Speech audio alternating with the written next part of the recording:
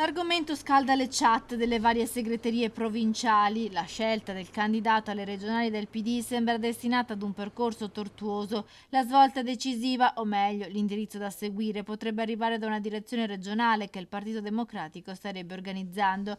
Intanto il nome dell'ex sindaco di Treviso, Giovanni Manildo, sembra dividere invece che unire. Ai no della parte veronese del partito c'è anche il disaccordo di Padova. Nella provincia euganea ben 35 segretari di circolo hanno scritto una lettera alla segretaria Schlein, al segretario regionale Martella e alla segreteria provinciale per sostenere la figura della capogruppo in regione Vanessa Camani. Un nome, quello di Camani, già ventilato in passato e che aveva ricevuto anche l'appoggio dell'ex sindaco di Padova Flavio Zanonato.